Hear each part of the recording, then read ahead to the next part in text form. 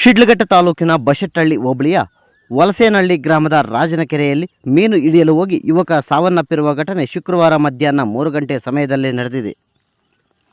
ಚಿಕ್ಕಬಳ್ಳಾಪುರ ಜಿಲ್ಲೆಯ ಚೇಳೂರು ತಾಲೂಕಿನ ಗೆರಗಿರೆಡ್ಡಿ ಪಾಳ್ಯದ ರಾಮು ಕುಟುಂಬಸ್ಥರು ದಿಬ್ಬೂರಹಳ್ಳಿ ಗ್ರಾಮದ ನೆಂಟರ ಮನೆಗೆ ಬಂದಾಗ ಕೆರೆಯಲ್ಲಿ ಮೀನು ಹಿಡಿಯಲು ಹೋಗಿ ಗಂಗಯ್ಯ ಎಂಬ 13 ವರ್ಷದ ಯುವಕ ನೀರಲ್ಲೇ ಮುಳುಗಿ ಸಾವನ್ನಪ್ಪಿರುವ ಘಟನೆ ದಿಬ್ಬೂರಹಳ್ಳಿ ಪೊಲೀಸ್ ಠಾಣಾ ವ್ಯಾಪ್ತಿಯಲ್ಲಿ ನಡೆದಿದೆ.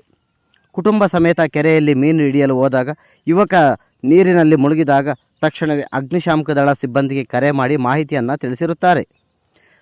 ಅಗ್ನಿಶಾಮಕ ದಳದ ಸಿಬ್ಬಂದಿ ಶೋಧ ಕಾರ್ಯಾಚರಣೆ ನಡೆಸಿ ಮಣ್ಣಿನಲ್ಲಿ ಸಿಲುಕಿಕೊಂಡಿದ್ದ ಯುವಕನ ಮೃತದೇಹ ಮೇಲೆ ಎತ್ತುವಷ್ಟರಲ್ಲಿ ಯುವಕನ ಪ್ರಾಣ ಹಾರಿಹೋಗಿತ್ತು. ಇನ್ನು ಯುವಕನ ಮೃತದೇಹ ನೋಡುತ್ತಿದ್ದಂತೆಯೇ ಕುಟುಂಬಸ್ಥರ ಆಕ್ರಂದನ ಮುಗಿಲು ಮುಟ್ಟಿತು. ಇನ್ನು ಯುವಕನ ಮೃತದೇಹವನ್ನು ಮರಣೋತ್ತರ ಪರೀಕ್ಷೆಗಾಗಿ ಸರ್ಕಾರಿ ಆಸ್ಪತ್ರೆಗೆ ರವಾನಿಸಲಾಯಿತು. ಇನ್ನು ಈ ಘಟನೆ ಶಿಡ್ಲಘಟ್ಟ ತಾಲೂಕಿನ ದಿಬ್ಬೂರಹಳ್ಳಿ ಪೊಲೀಸ್ ಠಾಣಾ ವ್ಯಾಪ್ತಿಯಲ್ಲಿ ನಡೆದಿದ್ದು ಪ್ರಕರಣವನ್ನು ದಾಖಲಿಸಿಕೊಂಡು ಮುಂದಿನ ಕ್ರಮ ಕೈಗೊಂಡಿದ್ದಾರೆ.